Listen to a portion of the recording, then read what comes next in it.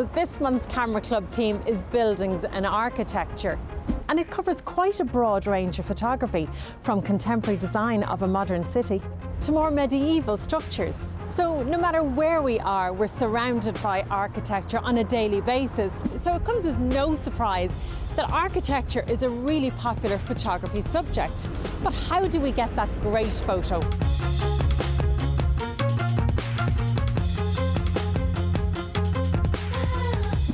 Well, I've come to Dublin Port today to meet a man who has tons of experience photographing all sorts of iconic buildings and architecture around the city. Enda Kavanagh, how are you? Not too bad at all, Jenny. Enda, you know, when it comes to taking a photograph of a fantastic building full of architectural design, where do you start?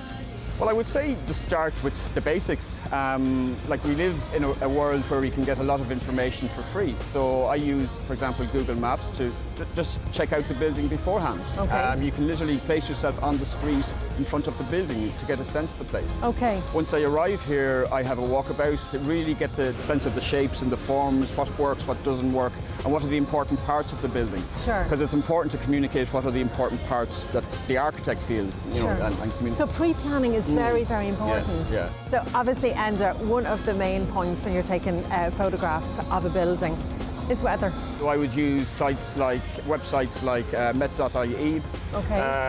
yr.no. It's a Norwegian website, but it's really, really accurate, and you can get really detailed forecasts. Okay. I use sat24.com to give live video satellite imagery in the last 3 hours, so you can actually see where the clouds are going and moving. So you can predict, say for example, in 2 hours' time, hey, it's going to be sunny, just like how we have and is there perfect weather for photographing a building? Yeah, like for me personally, it's all about sun and shadow. Okay. So when you've got nice sunshine, if you're talking about your daylight shots, you know, nice sunshine. Sure. I love nice sort of fluffy clouds as well to give a sort of a nice background to the building as well.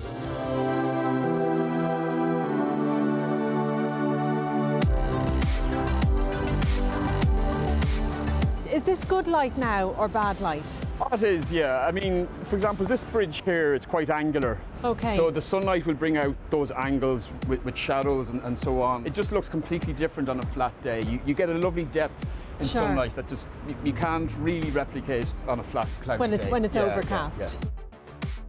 In this particular case, the bridge, the structure of the bridge is what makes it so beautiful. It's a beautiful angular piece of architecture. And of course, and composition. Yeah. You know, at the end of the day, I suppose it really is everything. It is. It's all about positioning and sort of where you stand, and just moving even a foot can change sort of the look of an image.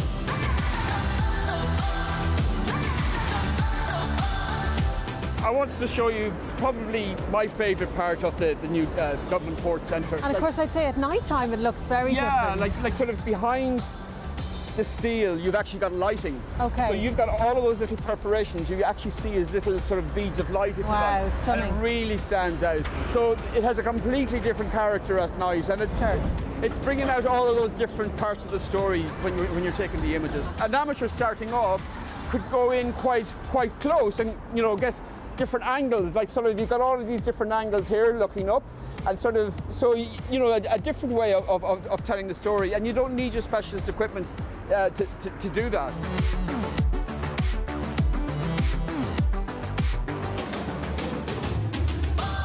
But for a building like this or a structure like this, you know, you can really play around with, say, a wide angle lens, get up close. Like, even I took a shot here before where basically I just found this junction really interesting.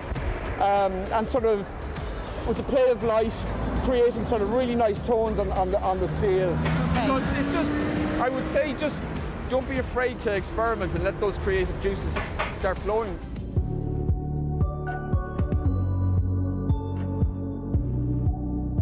Equipment, a tripod is very important. Yeah. As a starting point, I would say, you know, a decent tripod as far as your budget really can go. But I have a good schizo tripod, I have a good Arca Swiss head on it for stability. Sure. And a tripod slows you down, it makes you think. It's all about precision with architectural photography, Yes. and it just makes you get that exact composition that you're after. Yeah. I have a particular set of lenses called tilt-shift lenses, which really help with my composition.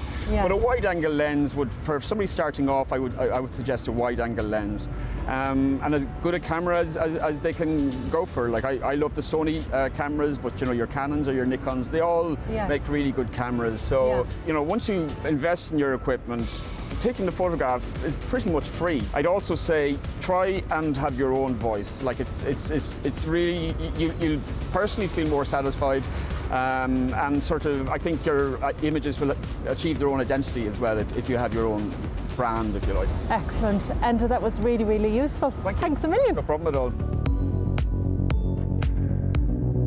So I hope those tips will help you when you're going out to take some photographs of buildings and architecture. And when you do, keep sending your photographs in to us at the Ireland AM Camera Club.